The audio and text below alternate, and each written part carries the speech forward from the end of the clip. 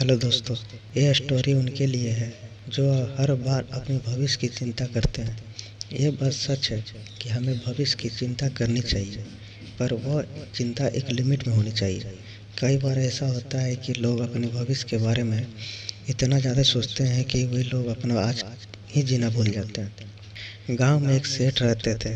वे अपने गांव के सबसे धनवान व्यक्ति हुआ करते थे।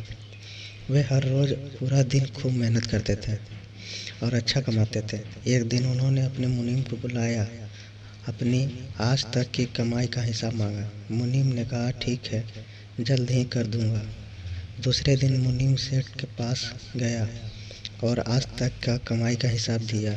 मुनीम ने सेठ को बताया कि जिस तरह से आज खर्च हो रहा है उस हिसाब से तो आपने इतना कमा लिया है कि अगर आप आज से कमाना छोड़ दें फिर भी आपकी 5 पीढ़ियों आराम से जीवन जी सकती है। ऐसा सुनकर सेठ बहुत ज़्यादा खुश हो गया और उनकी खुशी का ठिकाना नहीं रहा। अगर हमें भी ऐसा पता चले तो हम भी खुश हो जाते हैं। अब सेठ अपनी सफलता से बहुत खुश थे, लेकिन अब उन्हें अपनी छठी पीढ़ी की चिंता हो रही थी। सेठ सोच रहे थे कि मेरी छठी पीढ़ी कैसे होगी, और अगर मेरी कमाई 5 पीढ़ी तक ही खत्म हो जाए तो फिर मेरी आने वाली छठी पीढ़ी का क्या होगा। सेठ सोचते सोचते अपने भविष्य के बारे में इतना सोच लेते हैं कि उनका स्वास्थ्य बिगड़ जाता है। वे भविष्य की पीढ़ी की इतनी ज़्यादा चिंता करते हैं कि वे आज जीना भूल जाते हैं। सेठ का एक दोस्त उन्हें मिलने के लिए आया और सेठ की ये हाल देखकर उन्हें कहा कि मैं आपको एक उपाय बताता हूँ। अगर आप वैसा करते हैं तो आप जल्द ही ठीक हो जाएंगे। सेठ ने कहा कि मैं बहुत दिनों से बीमार हूँ, मुझे जल्द से जल्द ठीक होना है, उपाय बताइए।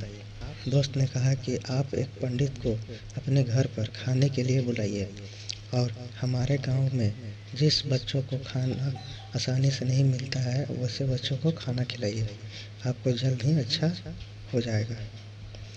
सेठ ने अपने दोस्त की बात मान ली और वहीं आपस में जो पंडित रहते थे उनके घर गए और उन्हें कहा कि आप मेरे घर खाना खाने के लिए चलिए। लेकिन अंदर से पंडित जी की पत्नी की आवाज़ आई कि आज हमें किसी दूसरे ने खाने के लिए बुलाया है, तो फिर हम आज कैसे नहीं जा पाएंगे, फिर हम आज नहीं जा पाएंगे। सेठ ने कहा कि अच्छा ठीक है, आप कल मेरे घर खाने के लिए आइए। पंडित जी ने कहा कि मैं कल की चिंता नहीं करता हूँ, मैं अपना कल भगवान के हाथ छोड़ देता हूँ। पंडित जी की बात सुनकर सेठ हैरान हो गए।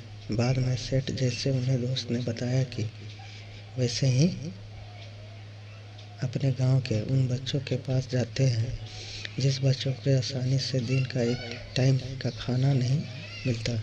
सेठ वहां जाकर उन बच्चों को खाना खिलाते हैं और वे बच्चे बहुत ज़्यादा खुश हो जाते हैं। वे बच्चे बिना कल की चिंता किए अपना आज बड़े आराम से जी रहे थे।